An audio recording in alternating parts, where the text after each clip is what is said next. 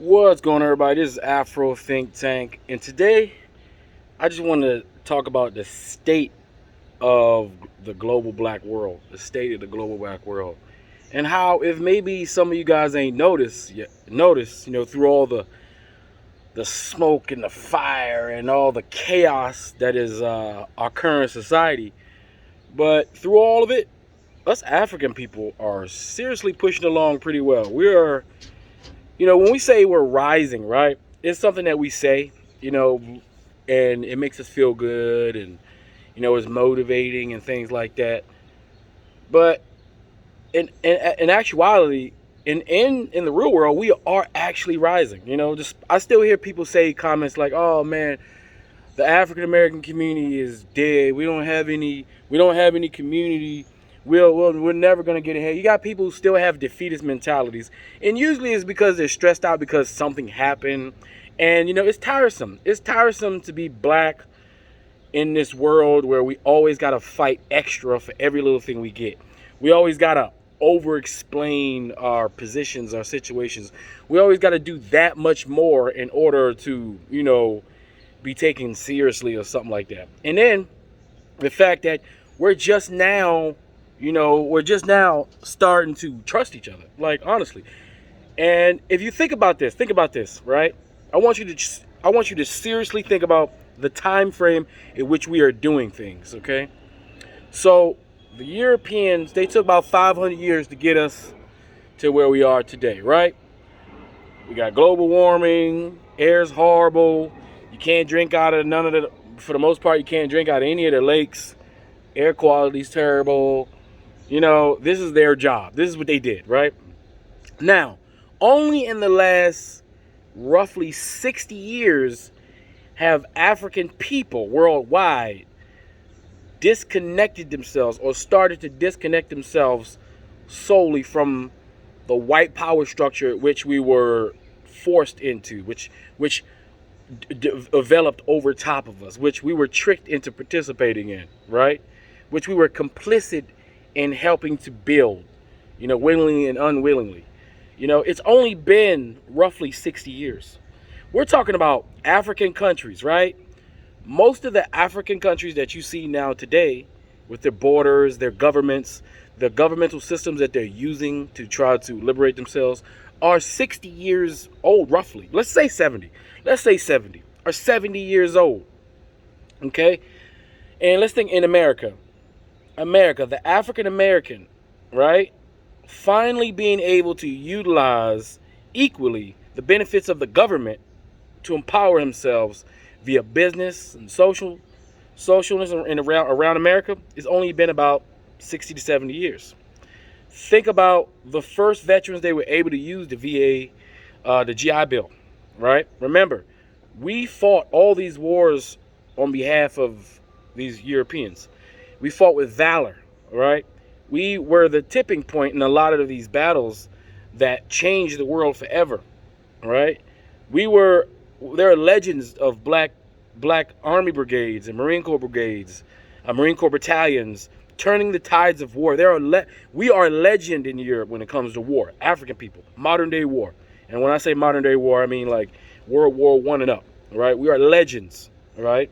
And all my black military veterans who y'all know what I mean. Y'all know we're legends. They may not talk about it out loud, but within the military circles and within training, when you go overseas and you talk to other militaries and other troops, and you hear the stories of the thousands of battles that have been fought worldwide, you hear the legends of black soldiers, whether they're pilots, Army, Marine, Navy. We're legends, right?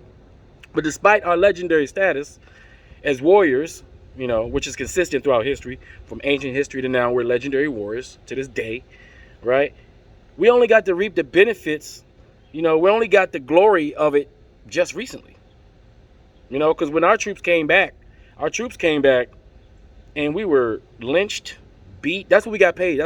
We got paid for our legendary service of saving tyranny, saving the West from tyranny, fighting for freedom, right? Only to come home and remember that, and appreciation for our European Americans was to remind us of who the hell we are. right? While they enjoy the benefits of the GI Bill and all those things, so they can go, use the GI Bill to improve themselves as far as education wise, to step up the corporate ladder, while they use the VA loans to go purchase their first pieces of property and houses and lands. It was explicit. It was put in the bill not to give it to us. Redlining, right? Redlining has been the most devastating thing within the last 70 years for Americans. It's the one thing that black conservatives want to pretend like never happened. It's not happening.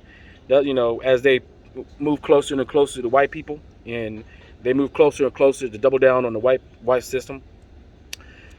Other than them and white people using their excuses to why it is that we're not where we're supposed to be. In actuality, it was redlining. It was redlining. They saw how we, after slavery, they saw how, when left to our own devices, how we continue to rise unabated. So that's why they keep interrupting us, because every time we're not interrupted, we rise unabated. But besides all that, as of right now, the last 60 years, man, we've been doing good. We've been doing real good. We've turned ourselves into an international group of people, as far as the African Americans. We are in almost every individual country in Africa doing business, connecting, marrying, socializing, reconnecting, educating, learning. That's happening now. And keep in mind, there's something special about the African diaspora. Unlike other diasporas, like Asians, they come from a country, right? They have that foundation of that country when they come here, right? And most of the people that do come from these countries are already well-to-do. They're not equal to the regular peasant in any individual country. These are upper middle class people. So when they come here, even though the Europeans in this country like to measure us up to those people, the European Americans like to measure regular, everyday, average African Americans to the upper class of Asians, right? As if, that way they can use them as these good citizens that do all these things, blah, blah, blah, blah, blah, right? But the thing is, Asians and all these people that's coming from Europe, the new Europeans, or even the Latinos coming from Central and South America, they have a country of their own that they're connected to, which is a foundation. They can always run back to that country, and they can create institutions that is not directly influenced by white supremacy. Notice I said directly. Not directly influenced by white supremacy or the system itself. So they're able to have the freedom and the malleableness to make things happen for themselves, right? They leverage U.S. money and they send it back to their countries where U.S. money is worth more, and they leverage themselves and they create large organizations, large institutions, right? They know how to use leverage. African Americans didn't have leverage like that. European Americans who are here don't actually have leverage like that. Nobody in America who's been here for any amount of time have that type of leverage, because we are disconnected from our mother countries. Most white people in America, they're disconnected from Europe. They can't go to Europe and do shit. They don't know where their family is. They don't have no relations with them people over there, right? Same with the Chinese that have been here, for the railroad Chinese people. They may have a better connection. They may be able to connect with the other Chinese people that just gotten over here. But even those Chinese that's coming over here now are the well-to-do Chinese. They don't deal with the peasant Chinese that been here since, as far as they're concerned, that been here building them railroads. The ones that build the railroads and the ones that's coming over here are two different classes of Asians, and they don't deal with each other, despite what we think, right? But African Americans have managed to reconnect ourselves with our motherlands, lands with an S, various different countries, but motherland as a whole, right?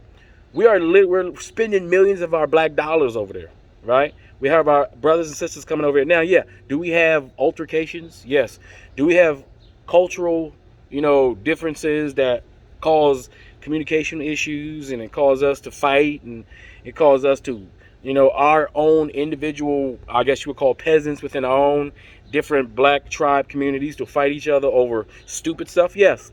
But the upper class, the middle class society, the upper society, the educated, the elite, right?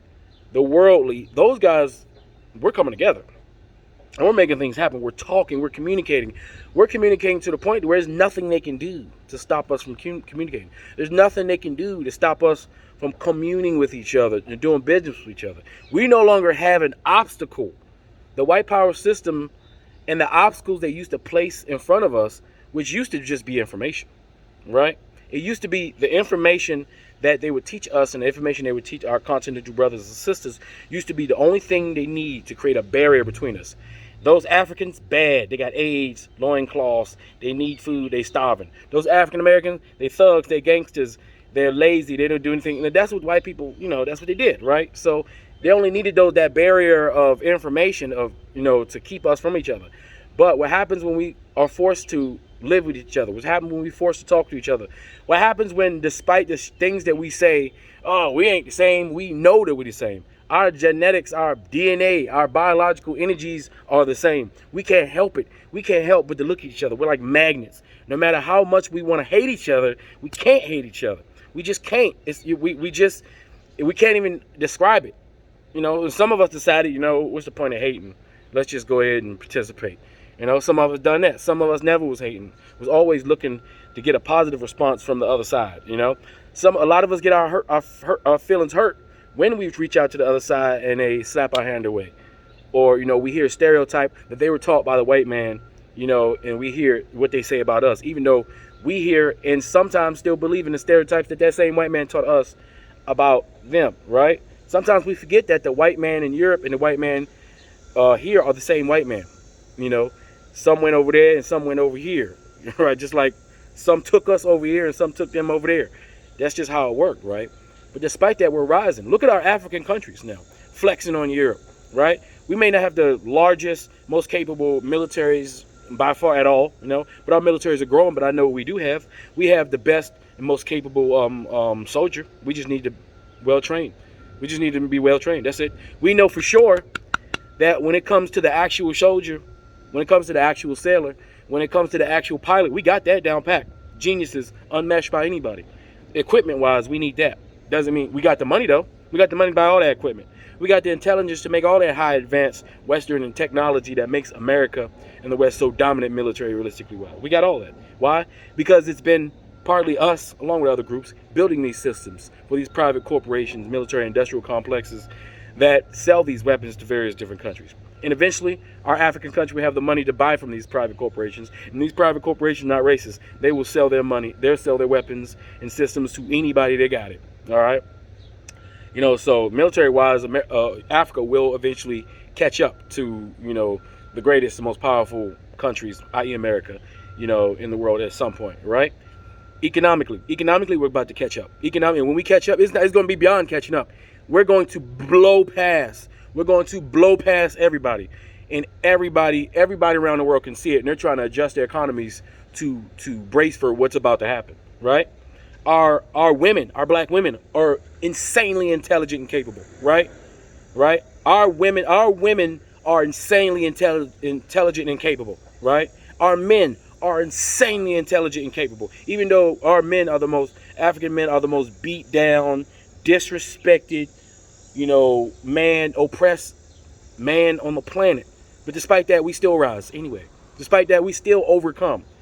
Because when it comes to pressure, we work under that. We can work under pressure. Unlike a few groups, they get a little bit of pressure, man, they ready to commit. They ready to delete themselves. They ready to go delete a whole bunch of other people and themselves. They ready to jump off tall buildings. They can't handle the pressure.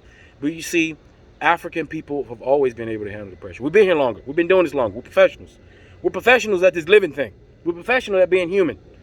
We're professionals at this earth thing. We've been here. We've been doing this, right? It's no sweat, right? So through pressure, we create diamonds, right? All this technology and innovation that we, even though we don't get any credit for, that we invented and for all these people to enjoy and gloss over about this thing called being an advanced society. Keep in mind, this advanced society that everybody's looking to get to is something that we created. We can create it anywhere. You can get anybody, any African group, you get a whole bunch of Africans that will build the greatest society the world has ever seen over and over and over and over again. That's what we do. We built this one. We built the ones in Europe. Take our contributions away, what would Europe be? What would this place be? It probably belong to the Native Americans that would have their own advanced civilization here doing their thing, right? And we would have our own America in Africa. This thing that we call America would have already rebuilt another one of these things and a couple of them in Africa somewhere, right? So I just want you guys to really just sit back and think about it. We're doing good. And no one can stop us. We so bold now, we just talking out loud. We ain't scared to talk to massa. We ain't scared to speak truth to power. We ain't scared to say things because we think that the white ball is going to fire us at work. See, a lot of us was afraid of that, opening our mouths. because we thought if we said something, our boss is just gonna fire us and we can't pay our bills. But now we don't give a fuck. What you gonna do? Do it. That's where we at now. We passed all that. Yes, boss. We passed all that. Now we on that. What you gonna do? Huh?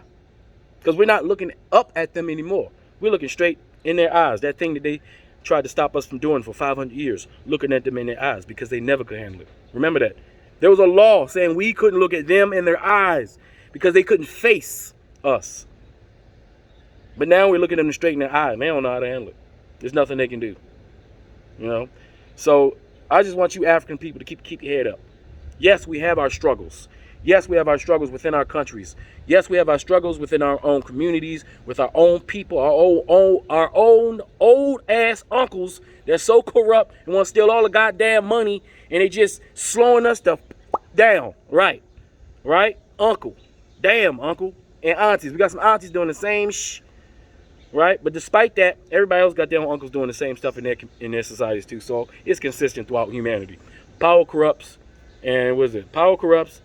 And ultimate power corrupts ultimately, right? It's true no matter who it is. But either way, everybody just keep doing what you're doing, right?